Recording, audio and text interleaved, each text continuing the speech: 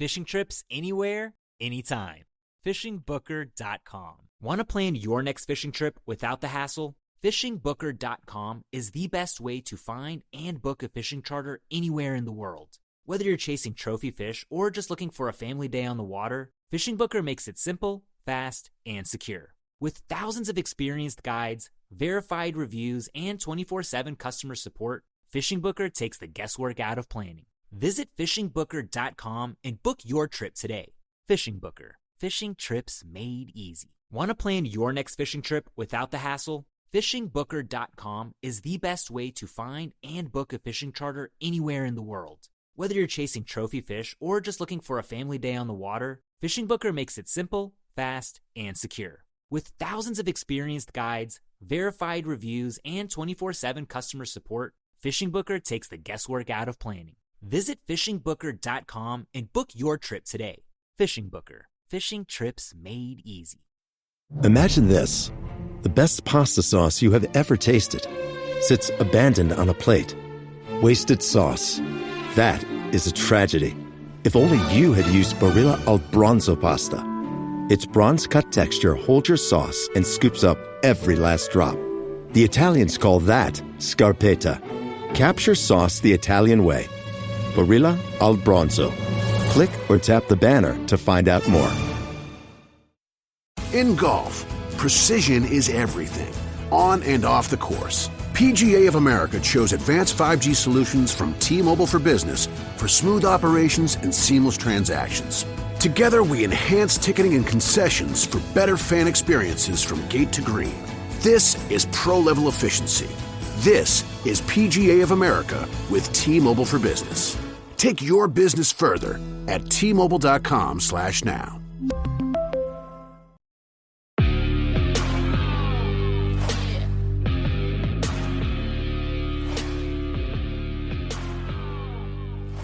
All right, everybody, welcome back to another episode of the Bowhunter Chronicles podcast brought to you by Huntworth.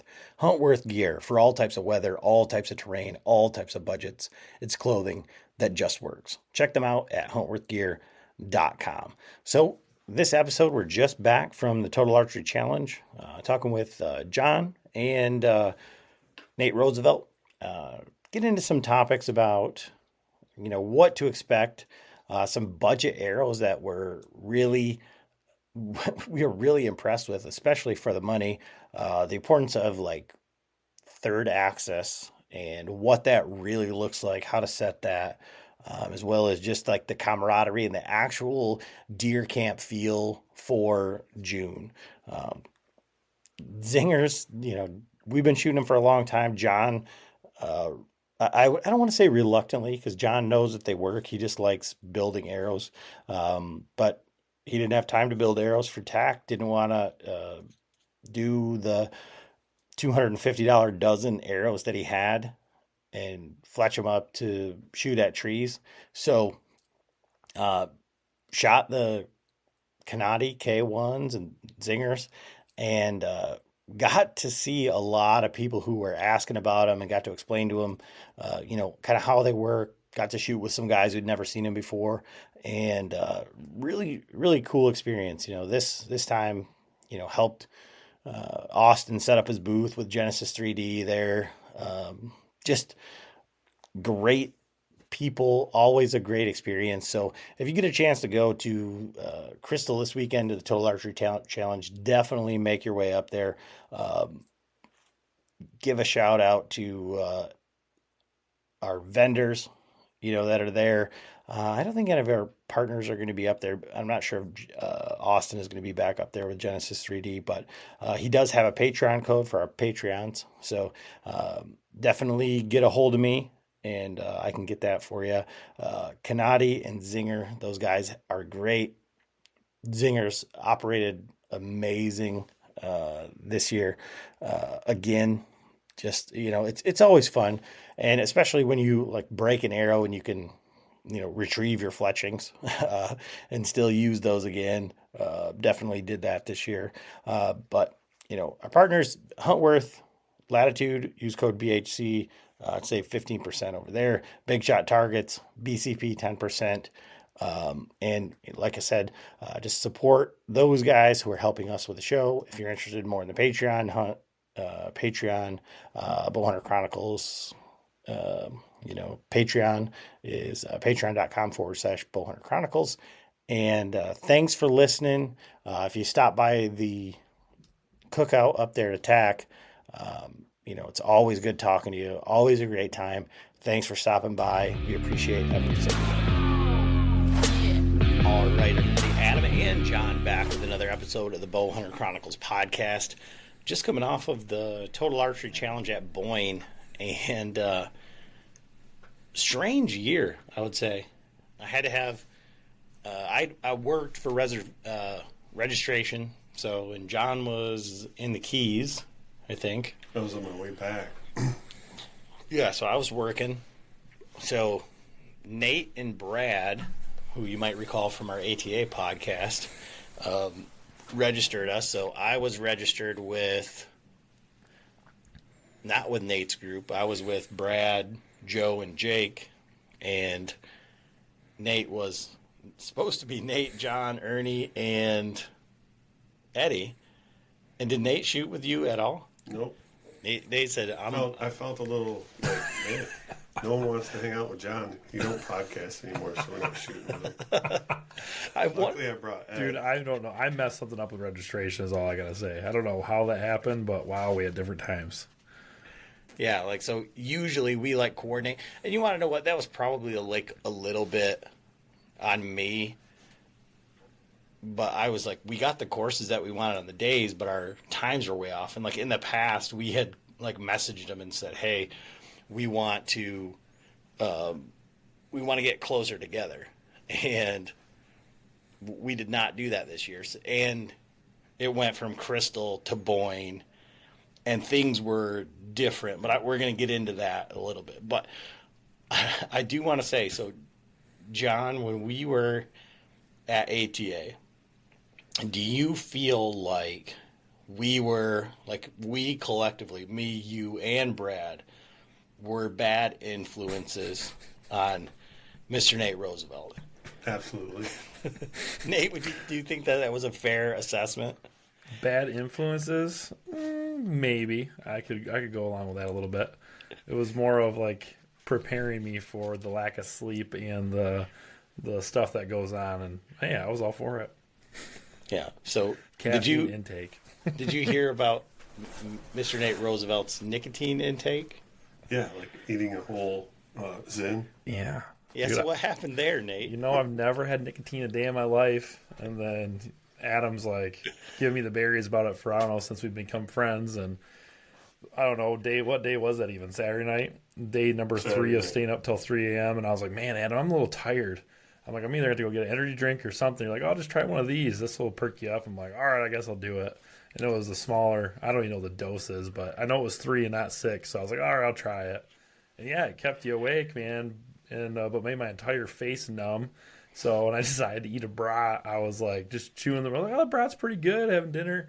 I'm like, I better throw this thing out. And yeah, lo and behold, it was no longer my lip that was numb. So I ended up eating the whole pouch.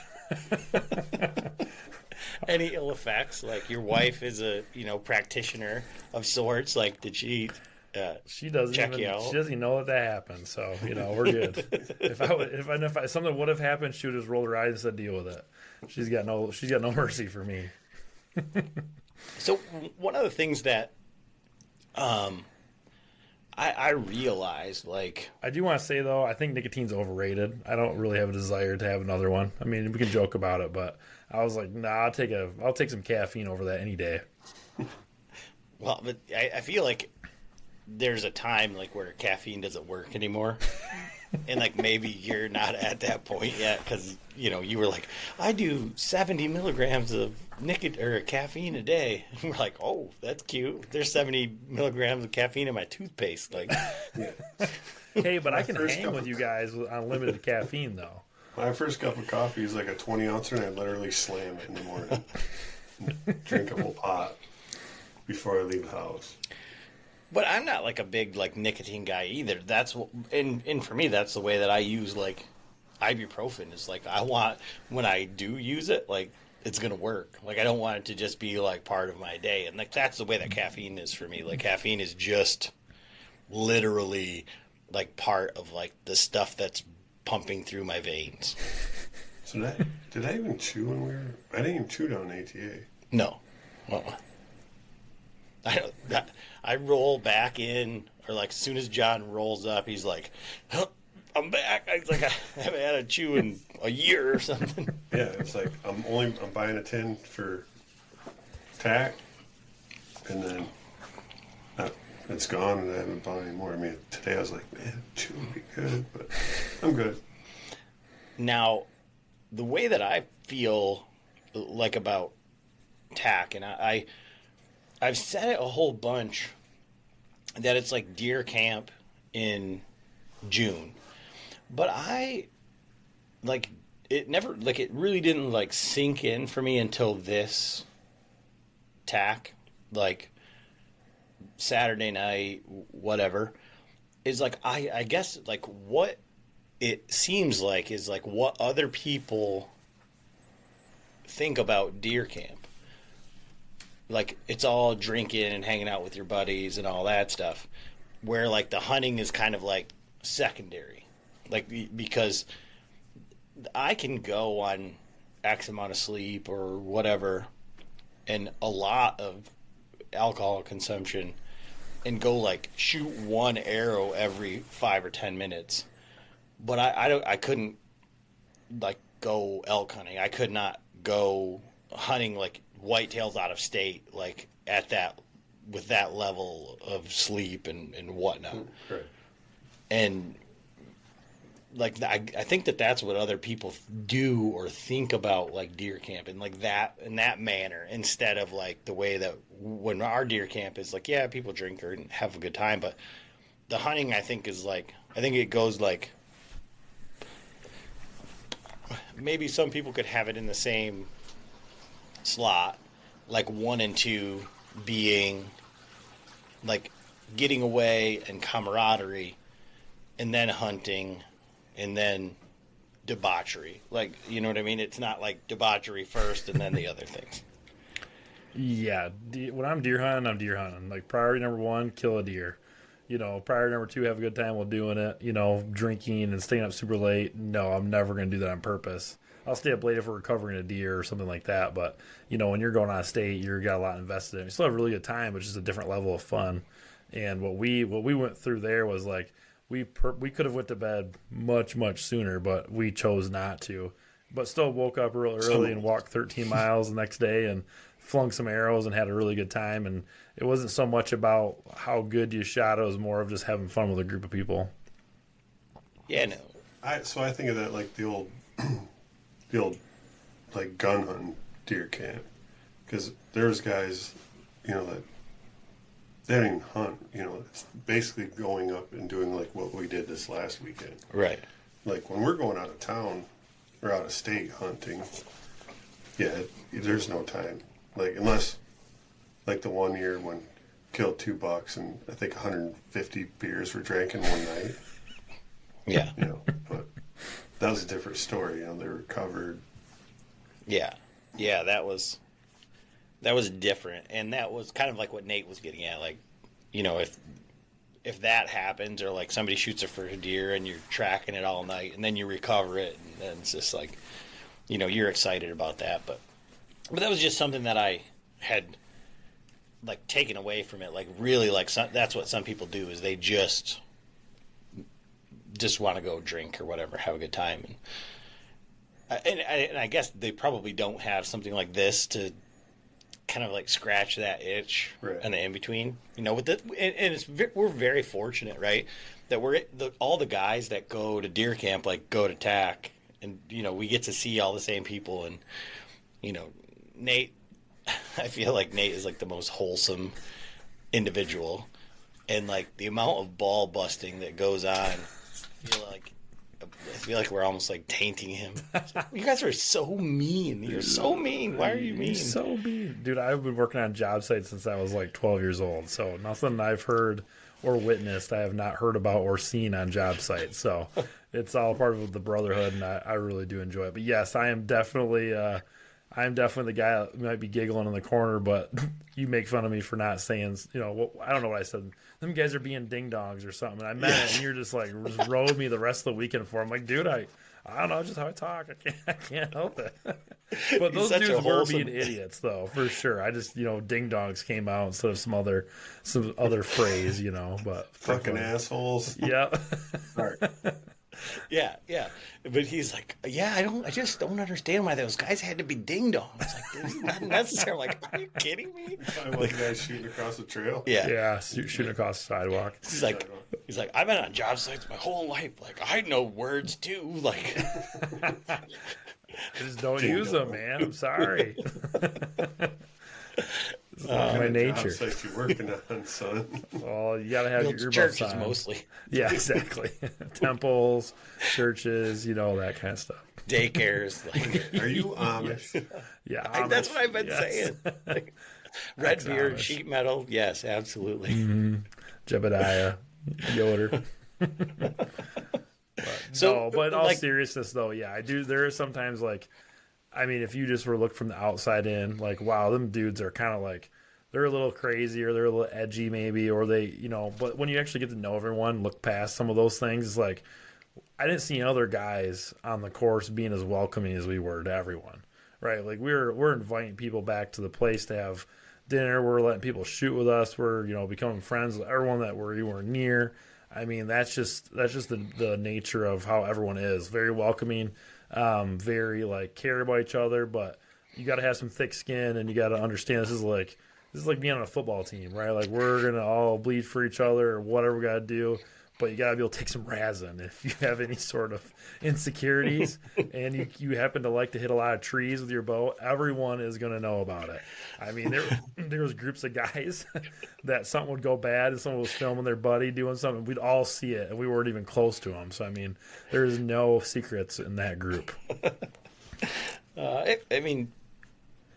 To me, that's what it's all about. Like, if I was going to go out there and try to be serious, why wouldn't I shoot an ASA or something like that? I mean, that's not what we're doing.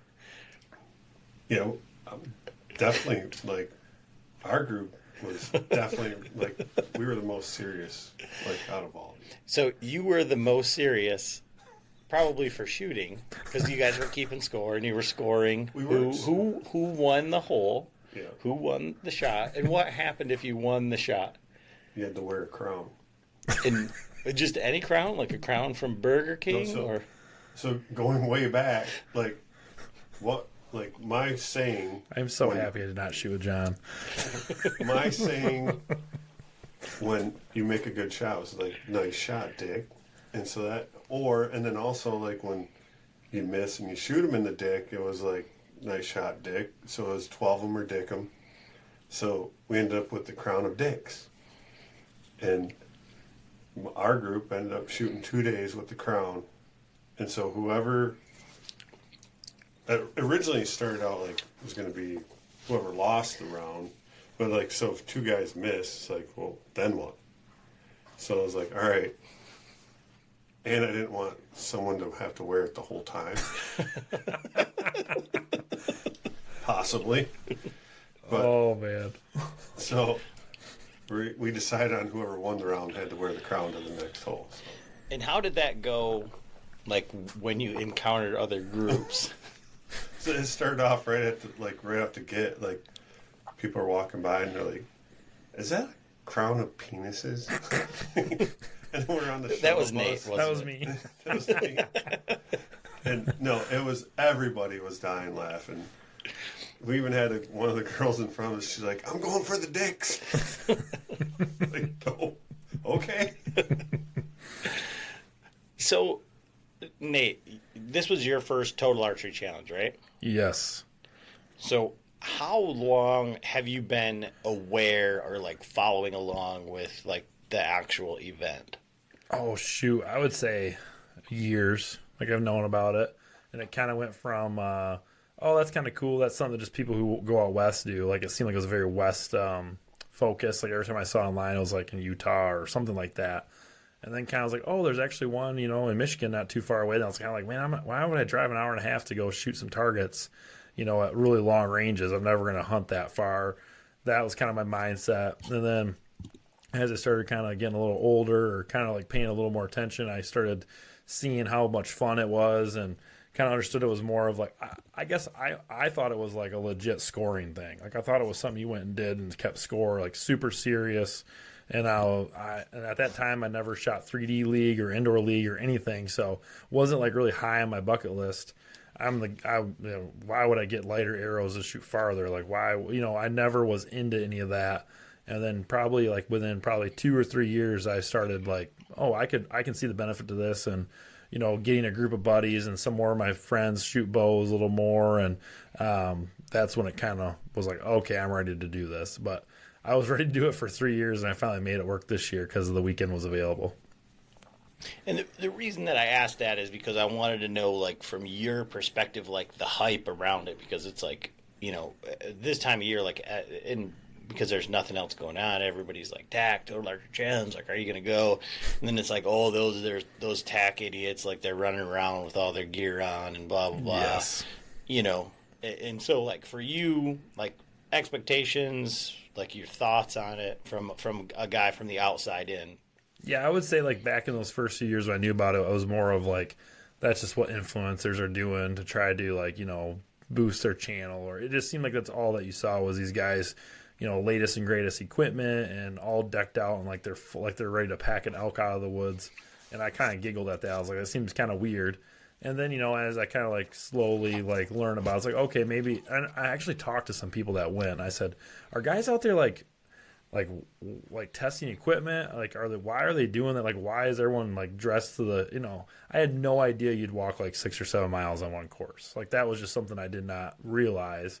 So I was a little like I was one of those guys that I wasn't like vocal about it, but I was one of those guys like, what the heck are they doing? But then had no idea.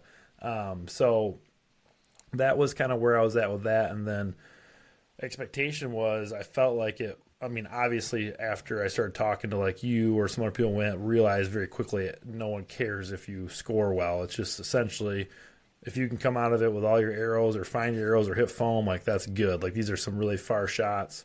And I was kind of under the impression like every shot was like really, really far. But then, that meaning like close to 100 yards. But then, as you kind of pay more attention, it's like, okay, there's actually some like decent hunting scenario shots maybe, or, there's, sub 50 yards, sub 30 yard shots mixed in with it throughout the courses. And there's multiple courses. I thought there was just like, you just have one, like you go to your local place, there's one 3D course, and that's what everyone shot. But no, there's multiple ones. So it kind of like just educating myself, and expectations were going to have a lot of fun, but I also prepared myself for expectations because I talked to a lot of people that went and kind of knew what I was getting myself into, and man, it did not disappoint. That's for sure. The knowing there's gonna be lack of sleep and gonna be going early in the morning and trying to shoot 2 courses and seeing people and having a cookout and doing all that stuff, I knew it was gonna be a whirlwind of a weekend, and it sure was. But man, I think I could do it again this weekend. If I was going to Crystal, I would be. But it was just a really good time to see everyone and be with some really like-minded people. I've been really focusing on that last little bit. Like, hey, if I put myself in a position where I'm around people who enjoy the same things I do, it's pretty easy to become friends with them. Yeah, for sure. And John, for you, like, well, what courses did everybody shoot? So, like, what courses did you shoot, Nate? Yeah, so I shot Knock On the first day, and then we shot Ultra View also, which we did that with the recurves. We can kind of get into that later. But and then day 2 shot Sitka and Jack Links. And then Sunday I buzzed out in the morning and headed home because I just had a list of things to get done. So I shot 4 courses. But I would say, like, and I'm not trying to say like I'm a good shot or anything like that, but it was easier than I thought it was going to be. Like I was expecting like I'm going to come out of this thing, like I brought 8 arrows and like I was going to be really hard to bring all 8 back. But I think from what I heard, it seemed like maybe the courses were set up a little easier than maybe in years past. But I don't know if that's true or not, but that's just kind of what I was. Maybe it was like, okay, if I miss an arrow, I'm actually going to be able to find it, which was more of the case. Then it's not like, oh my gosh, every shot's going to bounce off rocks or stick in trees. There was some, but for the most part, it was really. So like I'm saying that as anyone's listening who's like, oh my gosh, I'm not a good enough shot to go do this. Like I'm not that good of a shot, and I had a blast, and it was a lot of fun, and I did not spend hundreds of dollars in arrows, while doing it. John? Well, so I go back, like he started when he was talking about seeing people. Originally, I think our first tack was like 2017. Because it was before we went to Idaho. No, but it was before that even.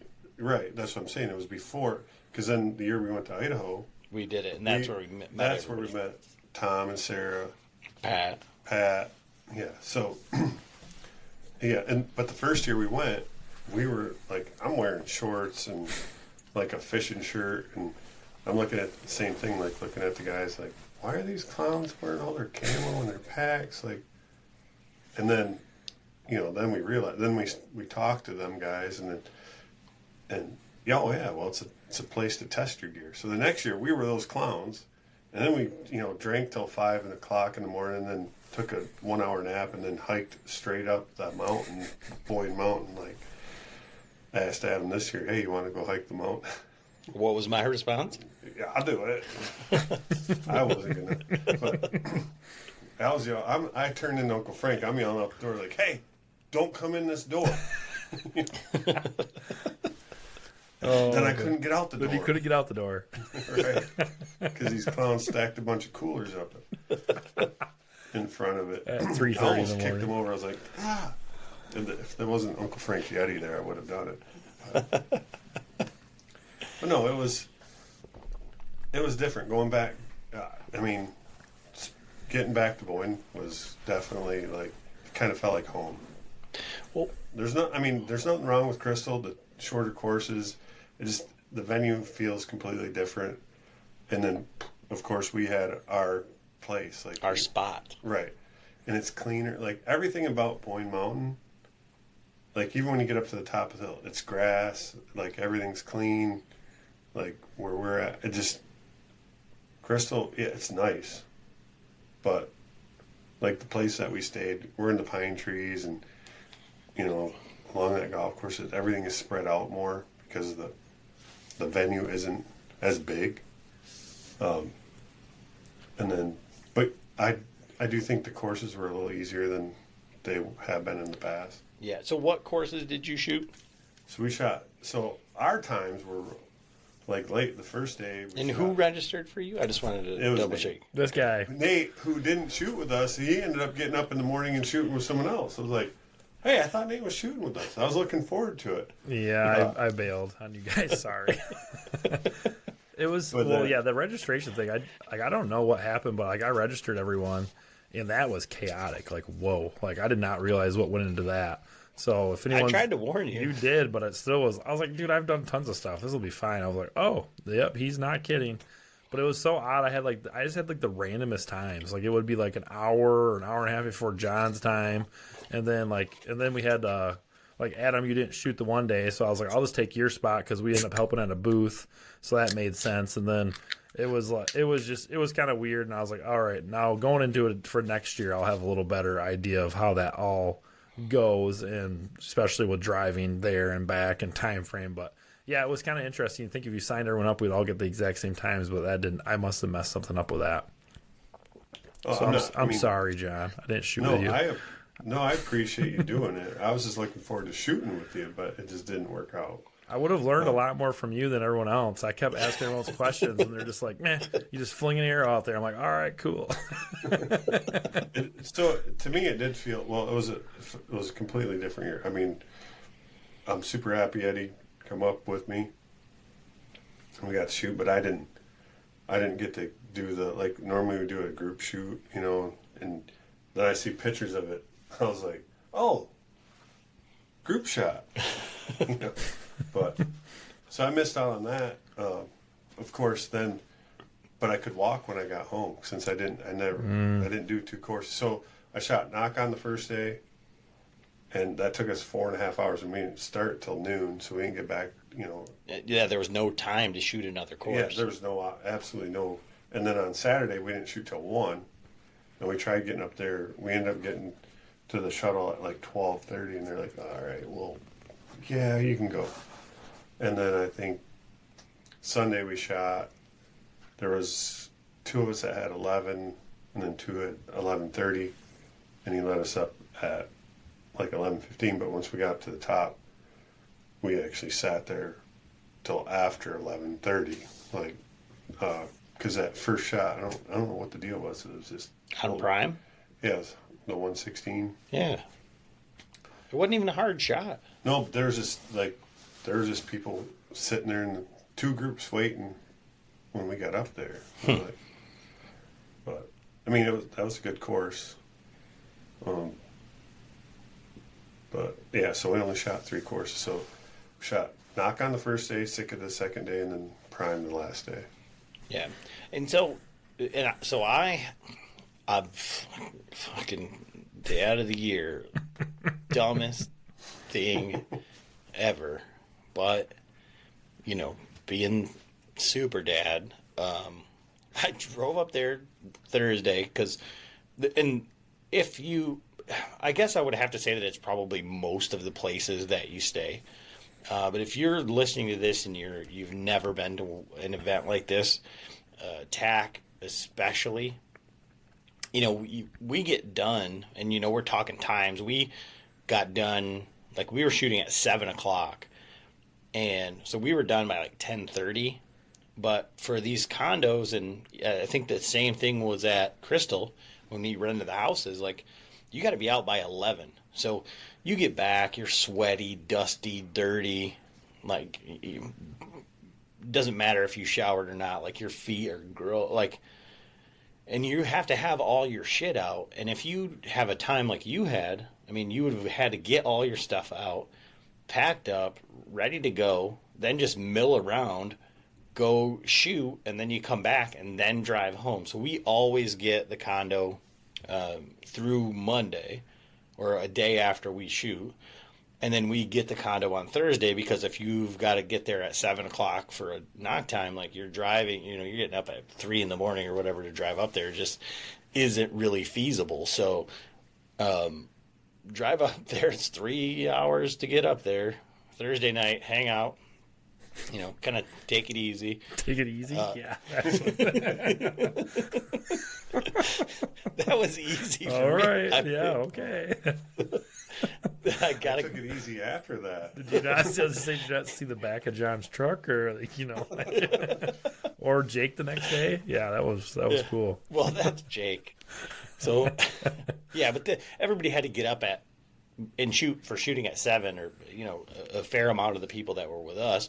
So I got up and drove home for the 4th grade graduation, to just watch a slideshow, and got back in the car, drove back up. But in doing so, Brad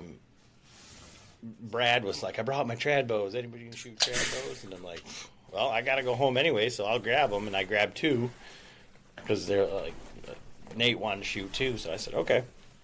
So I drove back up there Friday just in time to catch the last shuttle to shoot Ultraview, and shot that with the trad bows, like, no practice range, no anything. It didn't matter. I think the longest shot was like 80 something, and I would like. So you were actually shooting from the?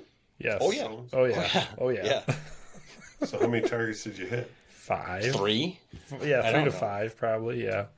I hit the last one, and it was great. It was a pull and return, come back, and you didn't have to. It wasn't actually pull and return. It was like pull. It was like go pull your arrows and then make a loop right back to where you were at. So the guys that shot in front of us, they were just staying there. Nate got like 4 concrete jobs done for him, like worked. I mean, he's networking, like not archery, not hunting networking. He's like, getting these concrete guys lined up, and they're sitting there, and I shoot, and I shot like 3 feet to the right, and I'm like, I just pull out another arrow. I'm like, they make arrows every day.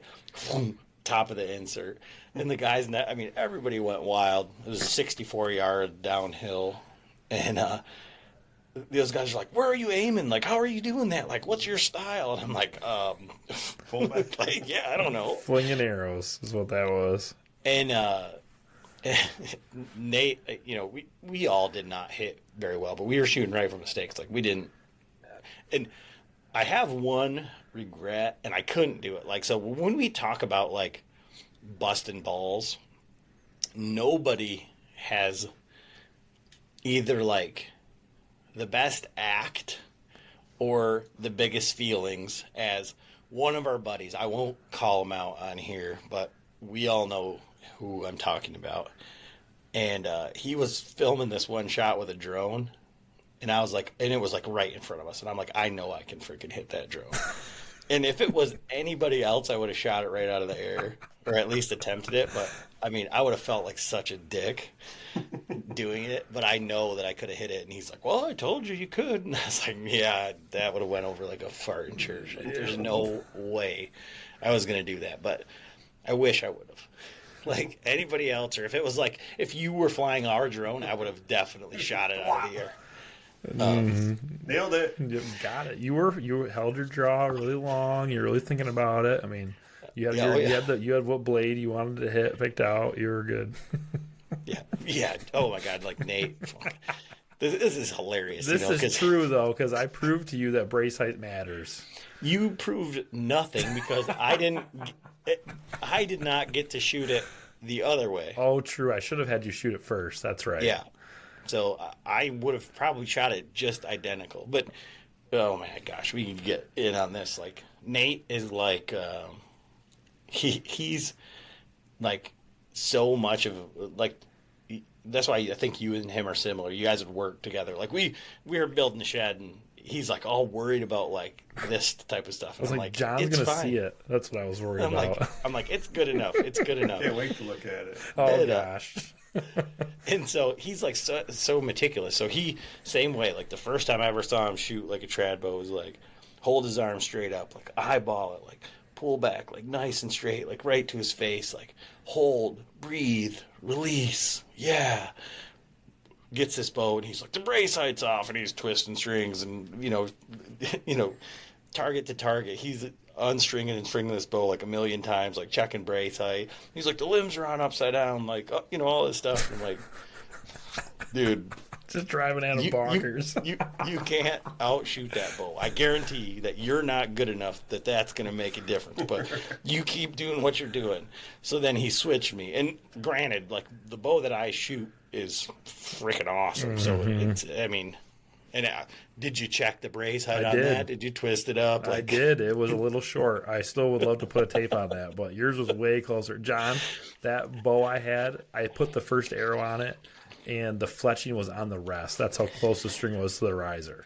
So I shot it the first time and hit my arm so bad, and the arrow flew so – I was like, dude, this is terrible. And I'm like trying to get it. I got it. I mean, I got it close, but – still not there, and it was hilarious. Adam just like, give me the berries. He's like, it doesn't matter. I'm like, Adam, every person I talk to that talks about shooting trad, one of the most important things is correct arrow and right brace height, and you'll shoot better. Man, I bet I don't know how many twists I put in that thing, but it definitely helped. I actually got a little closer to the target. I didn't hit any more targets, but got closer. Well, and get this. So on the polos, like they're asking, like, how many arrows did you lose? Like whatever, like. Well, I don't know how. I lost 2 trad arrows. Yeah. One of them I shot just right over that 83. I mean, right over the back. I thought it was going to hit, and it went into this freaking pine tree, like this big giant down pine tree. Like there's no way to like crawl in there and find it. But Nate was also shooting my bow and my arrows, so I don't know if he lost any. But Mr. Nice Guy over here lost 1. He hasn't hit anything in like 5-6 targets. And he goes, see that tree up there? I'm going to hit it dead center, 30 feet up. Whack! I mean, squares it up. Like, what the fuck, dude? Dude, so good, too. In front of like 15 people, too. It was hilarious. Smoked it. Big props to the sweeper, the course sweeper kid. Because he was definitely amused by us and our antics. But he got this like 10-foot, 15-foot stick, and he's swinging it up there and just knocked it out of the tree and recovered it. Oh, and it was all right. It was fine. I kept shooting it. Yep. But so we shot Ultra View, and we shot it with the stick bows, and it was fun. I mean, Brad was dressed in frickin'. Did you see him? You didn't, because you weren't there. I heard about it. Yeah, Coveralls. yeah. But he made it like 5 targets, and he was like, it's this big cotton coverall. It's 82 degrees out. Like, he's just sweating, And then we shot Sitka, which was a lot of pull and return. And somebody had said on like Thursday or Friday that they talked to Dudley, and he said that they had to change a bunch of the shots. Knock on or sick? No. But he was saying for knock on, but I think overarching for the whole thing. And I guess it makes sense because, the dude gets shot in West Virginia. Right. And they did give you these orange bandanas that, I guess they have rules on it. Mine's still in the package. But yeah, who knows where mine is? Yeah, somebody stole it. Yeah, Mine's still in the back. But it was more pull and returns, and it's like, well, then you're not going to shoot those guys. So that would make sense why there was more of that. But I feel like that slows everything up. There was a lot of backups. Yeah. On that. So we shot Sitka. It was okay. Like, I don't remember, like, from, like, the first course and the other times that we'd shot Boyne. You remember, like, the lion and the buffalo that were, like, super long downhill shots where Chris had to aim at the moon, basically? Yeah. What course was that? Like, we didn't see that. I didn't even see that place on the course. Yeah, so I was thinking the same thing. Like, one of my favorite shots was that, like, 55, 60-yard downhill with the elk at the bottom. Oh, yeah. And so I don't know if that was, like, on the locals or, like, the old locals. I thought it was on the prime course. It was on the prime course because we, like, side-hilled that whole thing, and you dropped down, and there was, like, there's like a turkey or a bear that was down there that was, like, just a bastard shot. And there was, like, that was one thing I noticed this year. And they mentioned it a little bit on the polos, but there wasn't any shots where it was just like carnage or it was like super tight in the trees where there was like just arrows everywhere. That skunk on Ultraview, was that what was that one? That one had quite a bit of carnage, but it wasn't like terrible. No, I mean, like, Nate, there would be targets where there'd be like 50, 60 arrows there was like stuck like 10, 15 feet up in a tree. Like, So on knock on, we were walking up because, it was knock on because TJ was in front of us. He's like, John, remember this? And he's like, we had to shoot from one side, like over the valley, and like you could see a whole pile of arrows still up in the tree. And we had a couple, there was a couple spots where there was arrows in the trees, but nothing like what the old shoots were. Yeah. And then Sunday we shot prime and long shots, but like a lot of pull and return and just a lot of congestion for like no reason. It would be like you'd have like 5, 6 shots in a row, and then you'd walk a long ways, and then I don't know. So when we shot prime, it was this similar. Like it was this, but there was also the first and second day, both the groups. There was 2 groups in front of us that had like they got like a music playing, and that's all. I mean, that's cool, but that was like they're playing music, and then they're kind of dilly-dicking around. And, like, do that after the course, maybe they're just coming up. But it was almost like a golf, like kind of like a golf thing. Is how I was like looking at him, like, I don't really want to hear music. Oh, ask Nate about that because like blaring, like, and all of a sudden they crank it up, and whatever. Well, that was us cranking the music.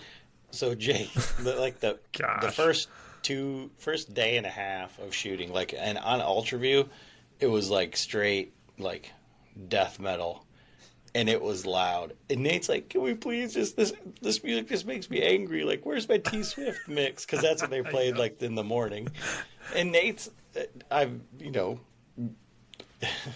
listened to Nate. Who left the speaker at the? I don't know. If you left a speaker, and I'm assuming it's from the other house. because it wasn't Jake's speaker. I don't know whose speaker that was. Was this a little black?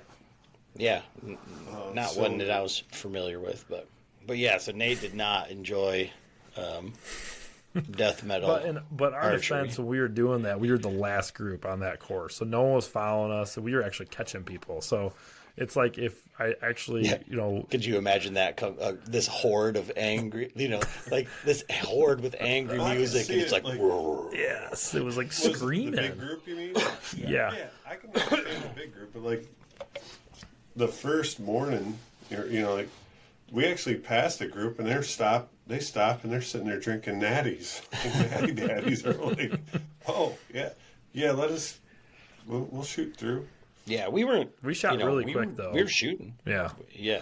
Well, that's how we normally operate with 14 or whatever. I like that. You got lots of eyes to look for arrows, and if the 12 of us can't find it, well, then we're not finding it. Mm-hmm.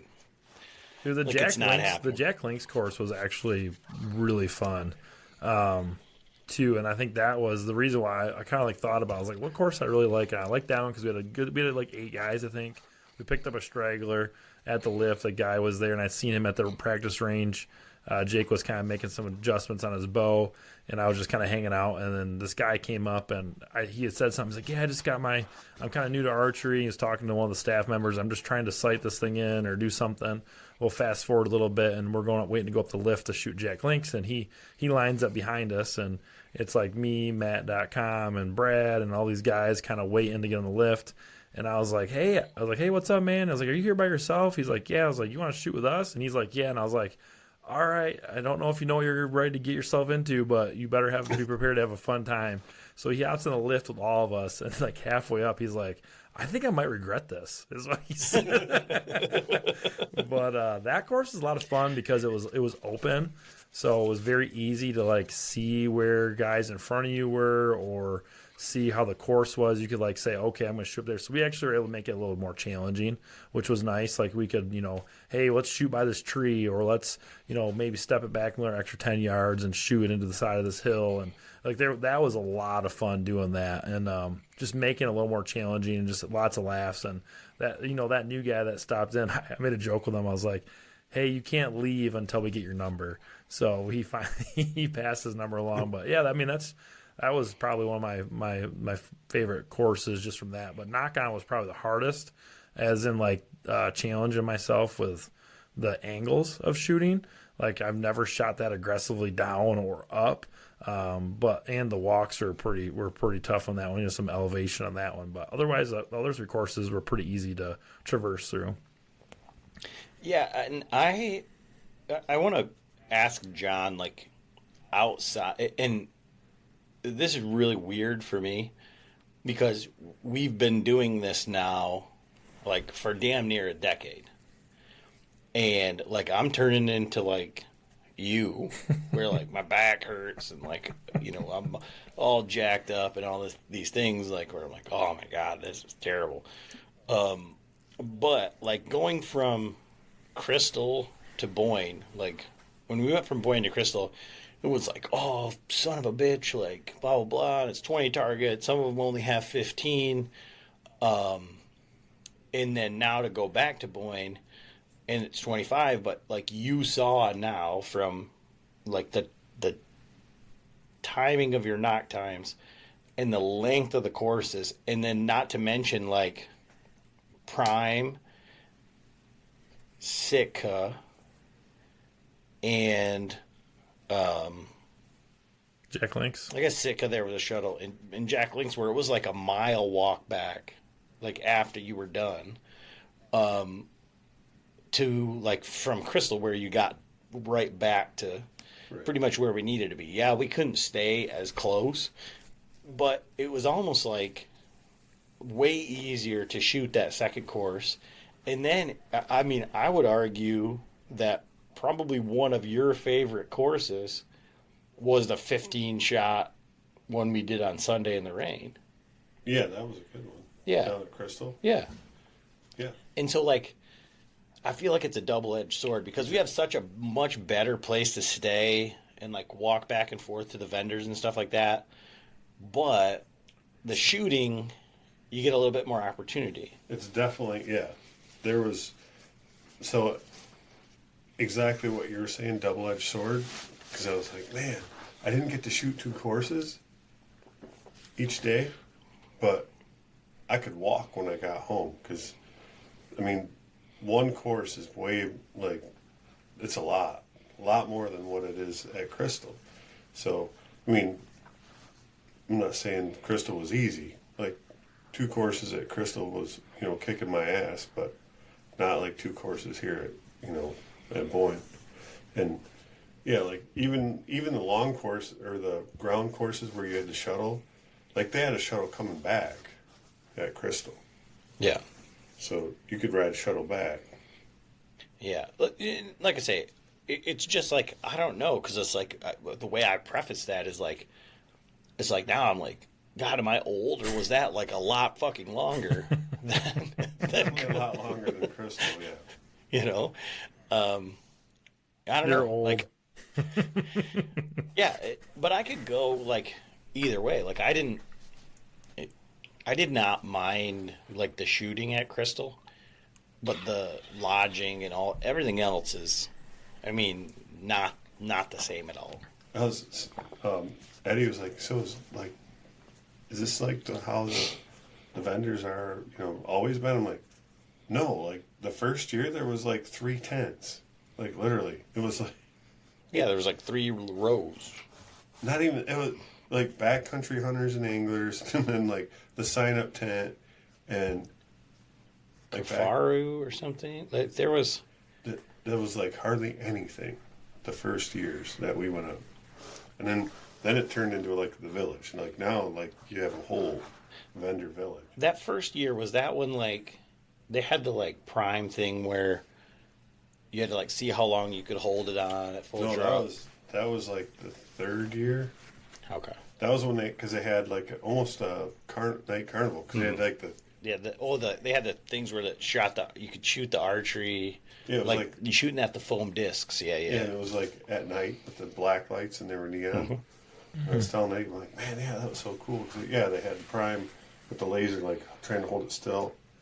Mm-hmm. Did you shoot for the truck at all, John? No, I did not. I didn't either. I just so speaking of that, though, we have to give a shout out to Craig from our club, who is one of our listeners, and I ran into him at the club, I think 3 nights prior to heading up there, and I think each of us had, put a couple in the 12 ring, but when I got up there, and I was like, yeah, I just don't. Well, after 400 beers. Yeah, 400 beers on Thursday night. I was like, pretty shot for the weekend. But, so he came walking up to our place on Saturday, and I'm not sure how old he is, but he's definitely older than me. And he shot 2 courses that day, and he come up and he's like, I got one in on the truck. Mm-hmm. So, congratulations, Craig. And hopefully you win the truck. He's got a boy that he shoots with quite a bit, his son. I believe so, yeah. I've seen him at the club. I actually seen him when I shot my 3D league there this week, and he's always been great to me. Like, he's a super cool guy. So, yeah, good shooting, dude. Oh, yeah. Mm-hmm. Yeah, and, like, it's just one of those things where we just run into him up at the club, and he's, like, getting ready for Total Archery Challenge, and yada, yada, yada. And this is, like, year 2 or 3. Yeah. Same deal. And then I think TJ got one in. Did he? I think so. And then Robert got one in, didn't he? He did, yeah. Yeah. Katie almost got one in, too. I think she was within a few inches of getting it. She's only pulling 50 pounds. And then Jake's been shooting lights out at the club. I think he's going to go up this weekend to Crystal and try and shoot. Just drive up and shoot. Yep. I'm the plan is we'll see what she's got going on, but I think I'm going to go up there with Stella, and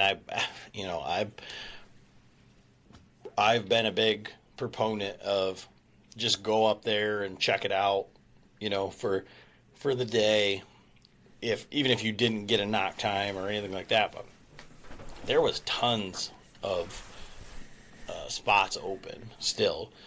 Really? Yeah, and because I was looking like for kids, like if I'm supposed to like register them, and it's like $40 for a kid, but it's like but I believe that's for like an actual course because you still get to choose. So it's like I've considered like just going up there and like picking a course, but there's no way to like get off the course if she's like, I can't do this and it's target number 10. It's like, well, we got 10 more. We have 2 more miles to walk either way. So I don't know. Packer. Oh. Yeah. Yeah. Well, but if I'm going to have to walk the course, I might as well shoot it, Right.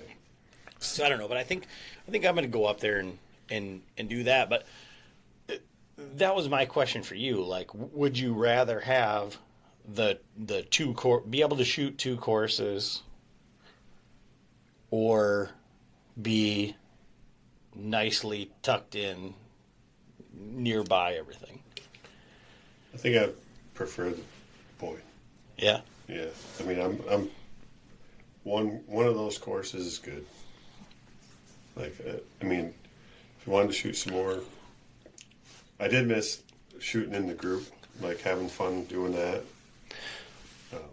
Well, like I said, I think that with just a little bit more coordination, we could have just got Jack Links at 9:00 for everybody, or like whatever, right. Ultra View for everybody, and then been able to shoot together. But I will say, this is the first year that I didn't shoot 2 courses, like every time, and we had like pretty decent knock times. I mean, I don't like getting up at 7 a.m. on Sunday. That's for the birds. And this year it was target 20 when it got me. But I wasn't nearly as bad as last year. Like, I forget what it was, but I missed 20, 22. I think I hit 23, missed 24, hit 25. But it was bad. Like, what course did you shoot? Prime. And so, Nate, despite, whatever it is, you can only operate so much. And what with that much sleep and alcohol and whatever, but it was,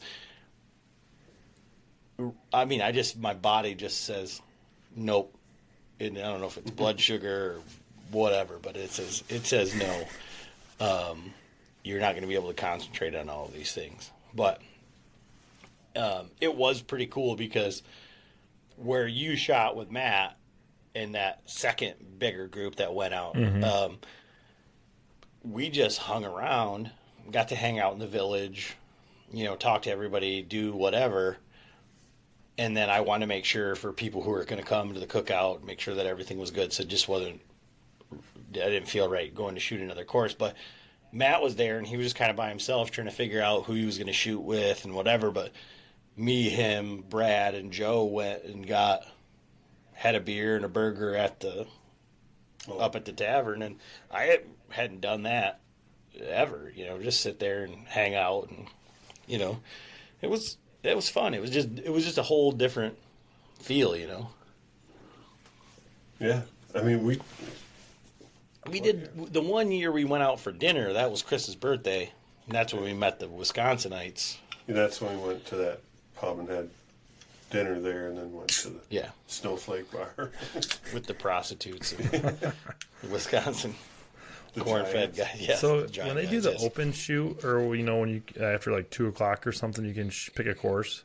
You need to have a knock time for that day to do that, or like, what if I didn't want to shoot? If I only wanted to shoot open, how does that work? You can pay for like a pass. Yeah, so you could.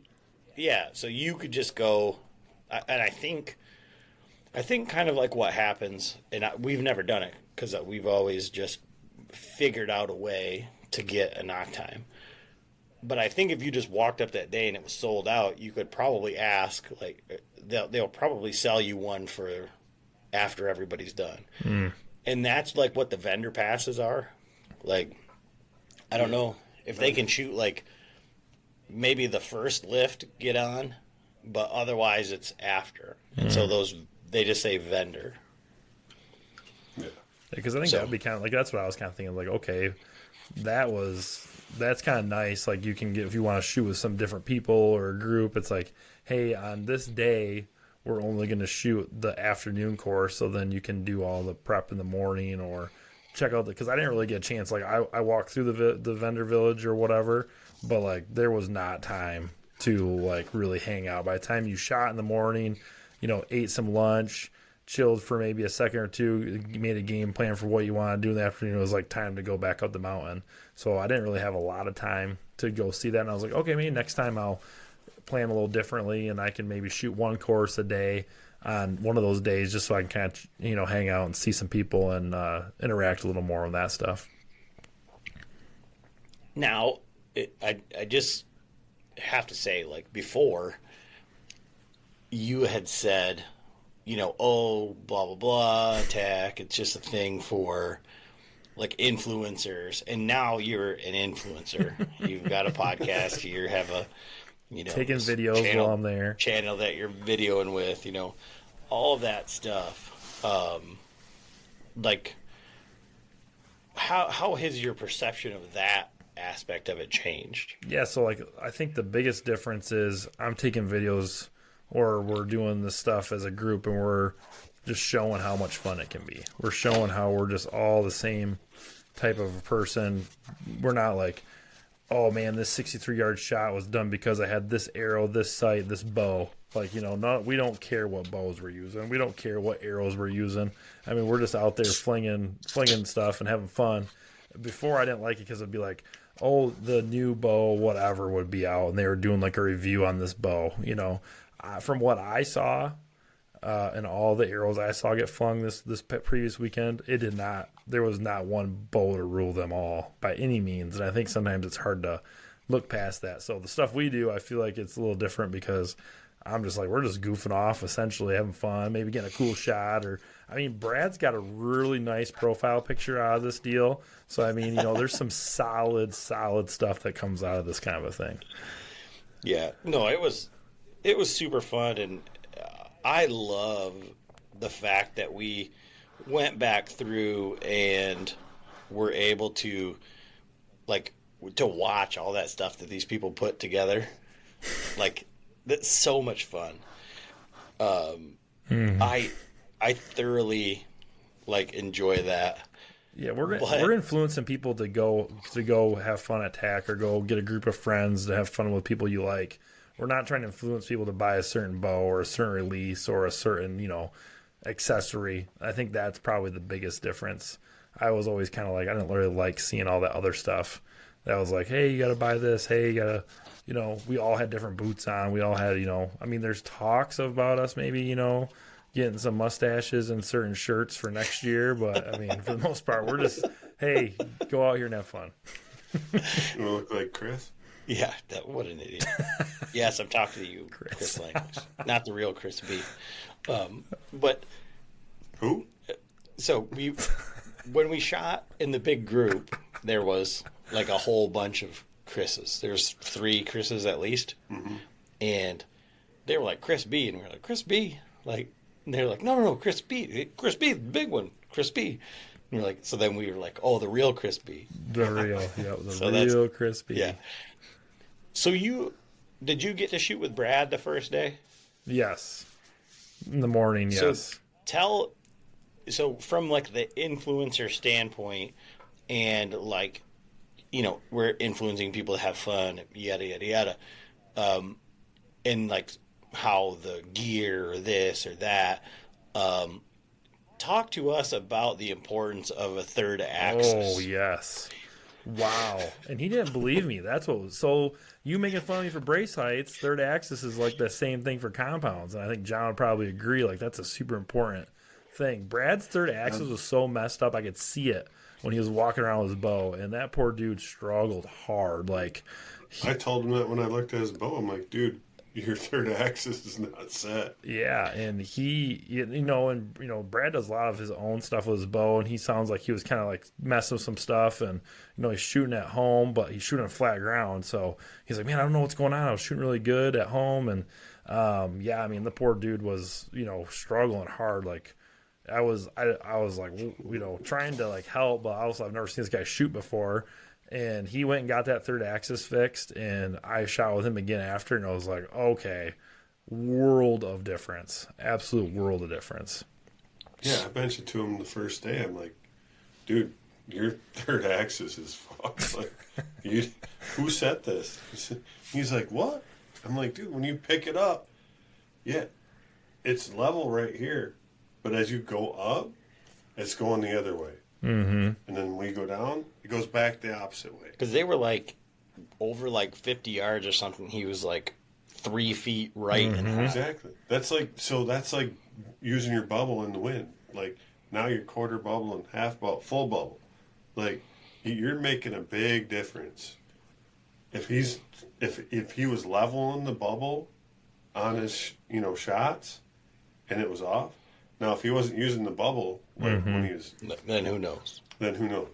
But that's like I always say it in our groups, like, because half the time I can't wait, so I shoot first, and it's like, oh, you pay attention to your bubbles on this one, because you're sitting there and you're standing on like kind of a side hill, and it feels like everything's good, and then you look at your bubble and it's all the way off to the right or all the way off to the left, and it makes a huge difference on them longer shots. And I don't know who it was. I saw the tent and it was like Elementum Archery or something like that. Do you know who it was that was doing that? Somebody was there doing free first, second, and third axis adjustments. Were they? I didn't. Yeah. So like I'm not a bow tech by any means, but like when I did my third access, essentially because I set my bow I ended up using is not the bow I plan on using. So like this bow I threw a new rest on it. I did all this stuff and then put my old rest on the other bow I was going to use, and that thing had a serving go bad in the cable the week before, like 3 days before I leave, and I had no time to go to a shop and get a new string or anything. So I was like, all right, I'm using the hunting rig. And I threw, all I did was just squared. I had my arrow, level, and I used a square and had that square go right up to my sight and made sure that was good. That's one. Is that third axis or is that second axis for that one? Like I was just making sure my sight was plumb with my arrow. Does that make sense? Okay, so you're just making sure your arrow was plumb, like square to your bow. Yes, and then I checked my sight off that as well. So I made sure my sight was square to my bow as well. Yeah, so your third axis is making sure that your sight is perfectly perpendicular to your bow. Mm-hmm.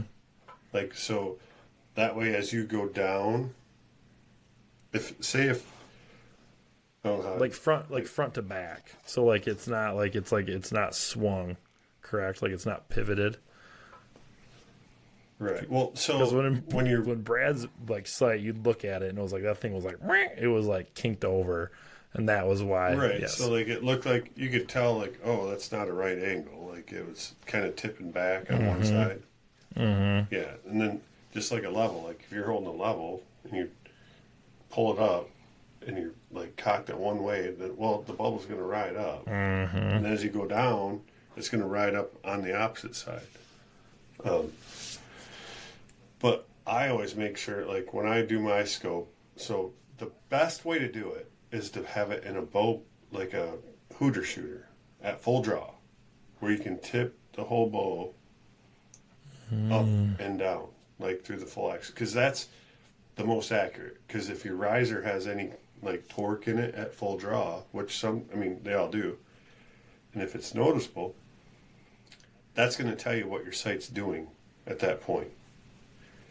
So you set it at full draw, level, tilt it up, check it, adjust it, and then it should be good all the way up and down at that point. Check it. I don't, like, you can also do it with a string, like a plumb bob, hang something from the rafters or whatever, and I don't have a hooter shooter, so I don't do it like that. What I do normally, like before I left for this one, I just checked mine. I just put my Stabella in my bench vise. Don't recommend it. And then make sure it's all plumb, and then I just take my sight off the bow, and I clamp it on, and then I just set it perfect, and then I just rotate it down a little bit and rotate it up. Nice. And then that shows if that bubble's level all the way through that whole full cycle. So now, if it's level on the bow, it's going to be true up and down, And what I tell people, I'm like, I'm not good enough to notice the difference regardless. Like, at that point, I know it's not way off like Brad's was. Like, you did that with Brad's and be like, yeah, it's all the way to one side at the bottom, and then it's the opposite on the top. So, that gave me an idea. I could use my laser probably and do the same thing. Yeah, you could. Set the laser up. But I just thought I'd bring that up because I think if you don't, like, let's just say that you just, like, the first year that we went, I just happened to stumble upon that there was the Total Archery Challenge. I got a hold of John and I'm like, have you heard about this? And, like, then we ended up going up there.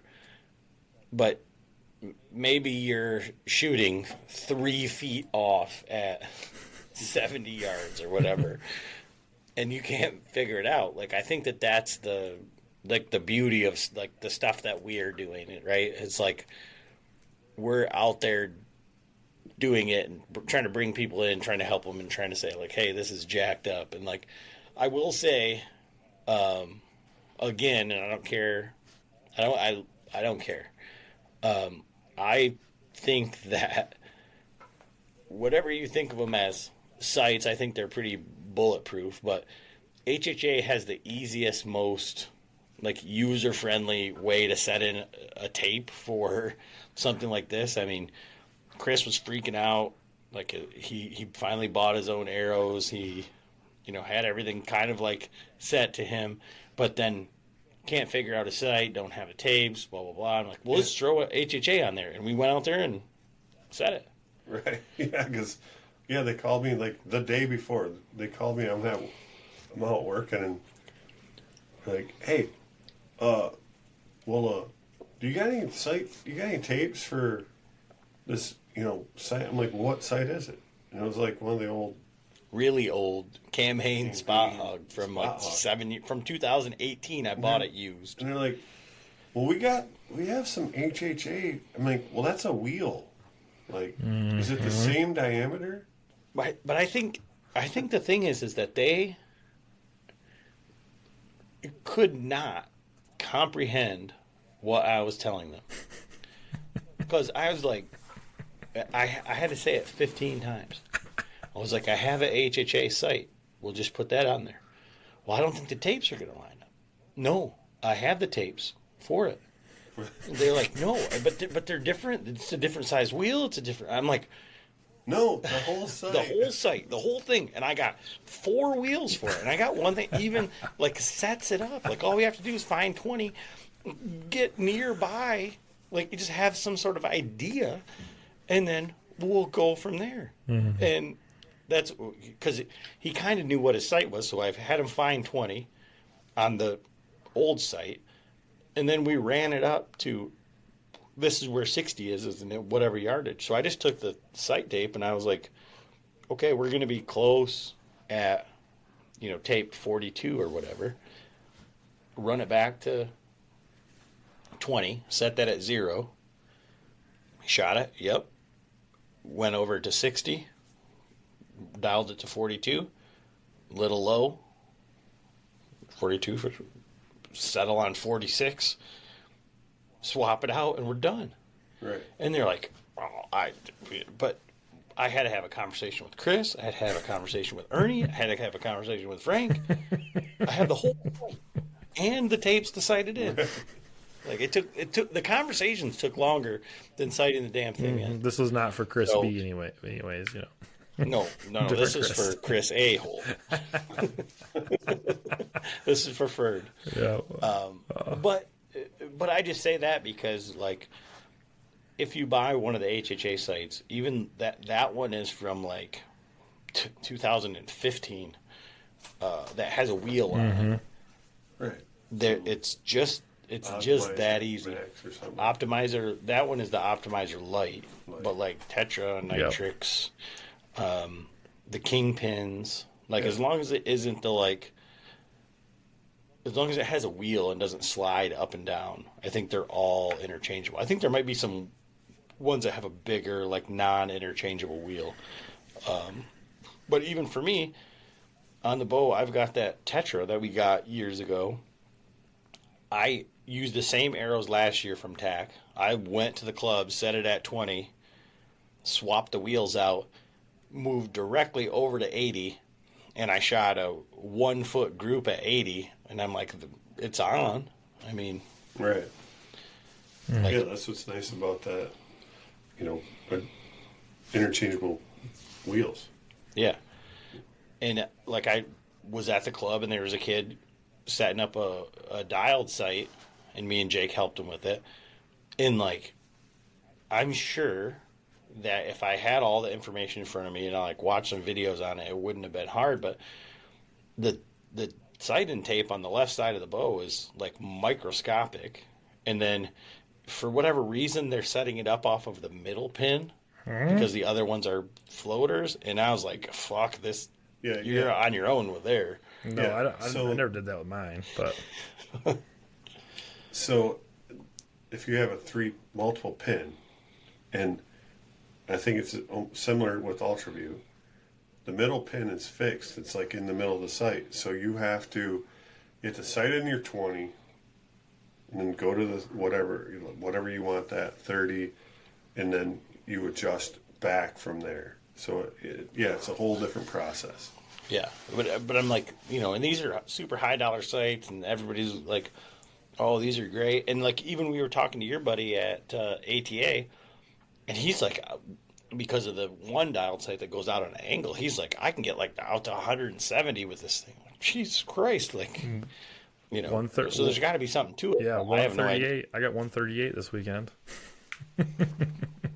Yeah. But like setting it up, I was like, you're on your own there. Like, I was barely, like, I had to use my bottom pin, and I could get 117. Oh, we have to bring this up. So John, Mr. I build bow and arrows guy, what did you shoot this weekend? I don't even know I think they were Canadi K1s. Were they the heavier ones or No, they were the light version with the full outsert? With the full out. So the K1s. K1s with the big full, like, stainless steel or whatever it is, insert, and the 125 tips. So yeah, there were still 500, like right around 520, 530. I can't remember exactly, but over 500 grain arrows. But the funnest part of this he conversation, might have been shooting the M1s then, if he was over 500 grains. No, he's got full length arrows. No, the other ones were like 540. Oh, because mine are 438, and I have the K1s but maybe my outsert's different. I have mine's aluminum. Last year they were much lighter. They had the aluminum. Yeah. Okay, that's what I have then. I have the aluminum outserts. Yeah. Gotcha. But Chris comes back, Ferd, my brother-in-law, and he's like, John didn't even get on the lift. He couldn't even get through the thing without having to. People are like, what are those? What are you shooting? Every day, every course, they're like, what you shooting there? And the one guy, he was super cool. Like, I wish I could remember his name. It was the first day of knock on. And he ended up, his partner couldn't climb the hill, so he ended up with us. But before that, he was like, asking about him, and then he's like, so, the question is, would you buy them? Like, they sent them to us. And he's like, would you buy them, though, if you didn't give them to you? And I was like, I like building my own arrows. The answer is yes. I mean, like, I shot all weekend. The only arrows I lost this weekend was because I lost one on the knock-on course, and I think I did the same thing because I was shooting with my regular contacts. I didn't have a close vision in, and then I didn't have my cheaters with.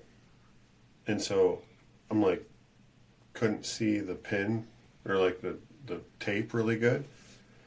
and I missed like the panther on the, I don't know, it was like in the high 20s. So I lost one arrow that day, but I didn't even look for it. I'm like, I'm done. But, and then the last day, was it the last? No, second day, I was shooting, like, I was coming up and doing all the ranging. So I ranged it, I'm like 42. Second target, I think, on Sitka. 42, and I pull up and shoot it. I mean, way over its back. I'm like, what the hell? So I look at it, I range it again, 42. Look at my sight, yeah. Same exact spot, right over the back, like way over. And even Ernie's like, yeah, that you didn't, I should have stopped you, because like I was looking down like, you're way off. Like what does it say? I had it at 62. So those were the 3 arrows I lost all weekend. I did bend one up in the caribou because we shot the caribou on that one. I think you had talked about it too. And I must have hit something, and I was just like, ended up shooting 3 arrows at it. One was kind of high and must have hit some rebar in it. But I did, so the last target we were coming into on Prime, you could actually see like a deer that was Jack Link's last target. Yeah. And so we're walking across, and there was no one on the Jack. There was no one coming down. So I was like, I ranged it. And I was like, 135. Like, I don't even know where to put it. So I walked up to 117 and flung an arrow. What about the last target on Sitka? The bedded. Oh, the bedded ram at 114. Didn't you have 114? You were saying that you saw a deer. Yeah. So. Oh, and on the knock-on course. So, yeah, we had deer. I almost stepped on a fawn at the knock-on course. Yeah, and then it ran off down the hill, ended up in a little wood lot, and so then the very last target on that, it was like the white goat or whatever. And Ferd's up, and I'm like, holy shit, a buck walks out, and it was like 214 yards, so it was 100 yards past it, and he sat there and watched the rest of all of us shoot, and then walk up. Like, he's just down there eating. Like, dude. And he goes, how many yards? I'm like, dude, there's no way you could hit it because there's pine trees. Like, even 200 yards. You get a pin for that, you're not going to clear all those trees. Not that we'd ever do that. Yeah, we would never do that.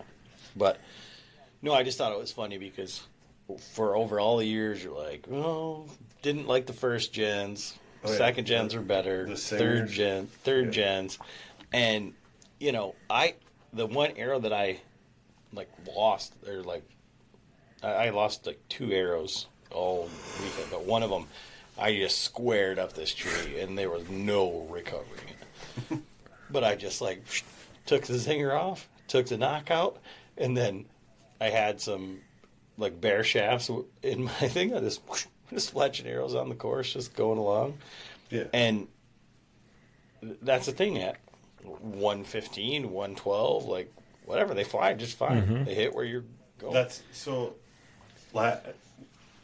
what made it easier this year. Last year I shot the Canadies because we were doing the comparisons between the two bows, and they shot great, you know. And I've seen it with you shoot. You've been shooting them for years. I just like to rag on you. I'm like, you know, the singers. But so this year, yeah, I have a set of Easton 5.0s I'd bought, but I just didn't have time. And I'm like, well, do I really want to build a $250 set of arrows just to go up and possibly break some? When I have those sitting there, and I did end up I cut them down about 2 inches because they were full length. I mean, way too long. They'd been all right for hunting, just because, you know, I don't want my broadhead right by my finger, but like, I'm only going to use these for target. So but they were a little heavy. I wish they would have had a different insert or different insert, hidden insert or something. Yeah, I mean, I could have, I really like the field points that are on it, but to find 100 grain in that style, I didn't have time. You had them from last year, but no, those are all like gone. Oh, I think I opened up my old case and I found 3 of those. So you're like, can't do it. Yeah, I wouldn't have made it through the weekend with 3. Now, I think we have to. I mean, if we're going to talk about like kind of like gear and arrows and stuff like that, like how impressed were you with the Ching Chong Celinda arrows that Chris was shooting? Oh, I mean, so Chris, my brother-in-law, Frank's son, he broke a couple, but actually, I mean, well, at first, we couldn't see him. Period. First day, we couldn't even tell when they were in the target with binos because they had a black knock. It was like a black and red fletch, but dude, they're basically match grade. They're .01 or 001, whatever it is, straightness. They came with blazers. And even field points, I think they came. And they were real, like branded boning blazers. Not like blazer style. Like right. They were branded blazer. And so he ended up with 24 arrows for like $90. $90. Celinda Archery off of Amazon.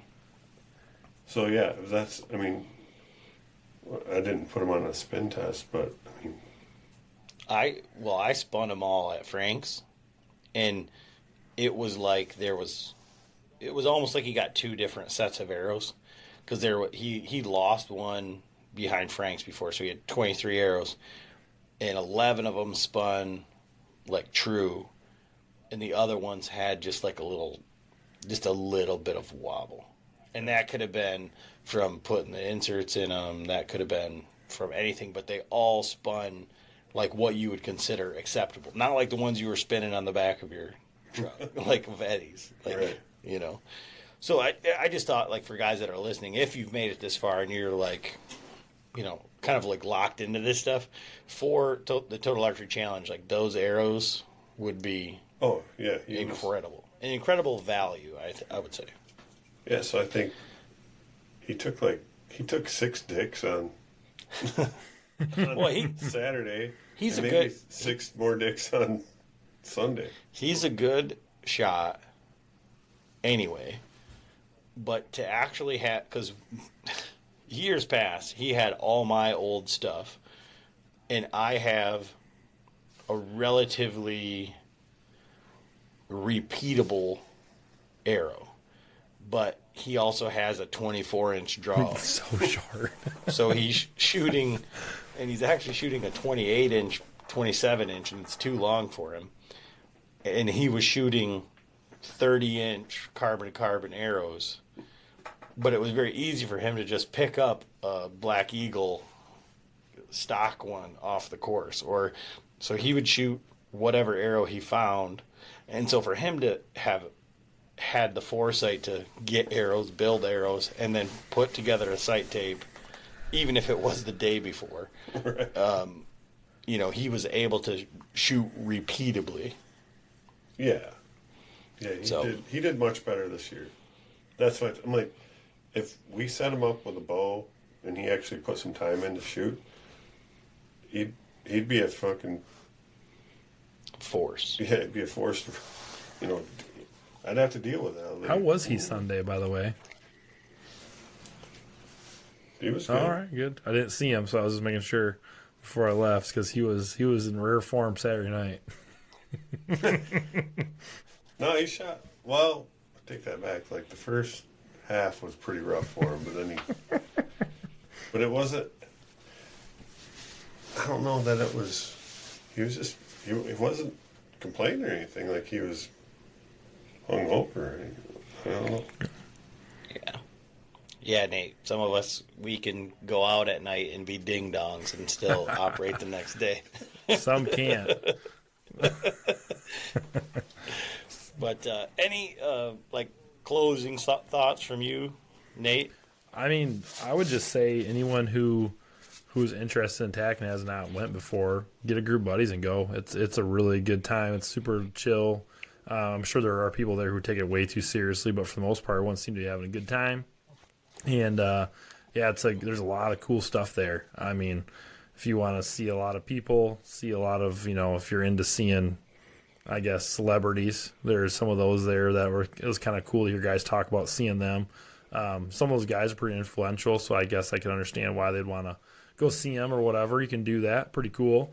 And then talking about you, Adam. I saw the guy from the Michigan Wild podcast there. Yeah. He was all over. Yeah, totally. If you want to see my pretty face and my amazing bow shot, just kidding. But yeah, it's really cool. I mean, I'm kind of disappointed I didn't do this before, and I've already got a couple. I have a couple buddies that I think I'm going to lean into pretty hard and make them go next year with me. So it was a lot of fun. Awesome. Well, I guess the only thing I would add to that is that even if you don't have a group of buddies, like find the most raucous crowd up at the practice range, or like that look like they're like kicking each other's bows over, or like wearing a crown of dick. Yeah, like find those guys and gravitate towards them, because they're definitely not holding umbrellas for one another and sitting in chairs on each shot. Who was it had the group in front of where the taco? Oh, that was me. Us in the morning. That was hilarious. They're from Canada, so it made it even funnier. But yeah, if they missed it, I'd wear this giant, obnoxious taco hat. Hilarious. The poor guy wore it like the whole time too. Well, that's what John didn't want to have that happen. So, but yeah, John, what about you? Look at any, from this year, anything really stick out? Like anything for guys? No, it was a good time. I like the fact that, like, I honestly, Nate, I forgot about the Thursday night, like that we just pulled up, not in parking spots, took over the parking lot, filled the back of John's truck with beer, drank a fifth of Crown.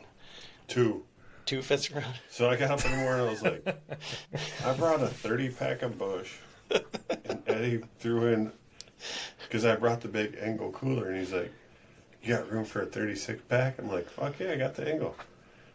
I get up in the morning, and I have 3 beers left, and Eddie has 10, and then there's, like, the whole bed of my truck is just covered in cans, and I'm like, well, there's a fifth of Crown, empty. The other one might not have been a fifth, it was a little bit smaller, but another empty Crown.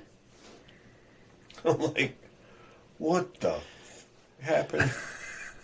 It was fun, though. Yeah, I rolled in at like 1 a.m., I think, or 1:30, and you guys were just A couple guys were. Brad and Adam were still up, but I was like, what did I miss? Like, wow. Wow. Oh, guys, did they text you about they lost a cover to one of their tents? Huh. Maybe they found, because he asked me that day, he's like, hey, the last time I seen it was when you come rolling up with koozie on Thursday night. He's like, so did anyone see one of those, like, the pop-up tent bags with the wheels on them? Like, I said if it would have been around, it would have been in the back of my truck with the rest of the shit. No, but it's always fun, and I just appreciate, like, John does a bunch. John, he has turned into Uncle Frank a little bit. He can be kind of grumpy sometimes, but when John has fun, like, it's so fun for me to watch, because I feel like John's always analytical. He's trying to, do things just a certain way, and getting to see him, like, let loose, and, all this stuff. And I wasn't saying that I drank. It was like everybody drank out of the cooler. That was the moral of it. Mm-hmm. If I drank 27 beers, I wouldn't be here right now doing this. I mean, you were sleeping like you drank 27 beers. Wow. Yeah, I can do that after, like, 5. well, yeah, actually, we did get to see, like, it was, just picture this. A queen-size bed with a man in it, And then you got John laying on top of the covers, fully clothed, hat and everything, looking like a chalk outline, like that, snoring at 7,000 decibels. And I was like, "Oh, Nate, you can take my bed. I'll go." Yeah, you're like, "I'll go in the other room." Like, "Oh, thanks, Adam." All they had to do is grab a hold of me and pull me over on my side. I would have stopped snoring. I put earbuds in, so it was fine. But yeah, one of my favorite weekends of the year, and for everybody that came out, thank you so much, and always good time.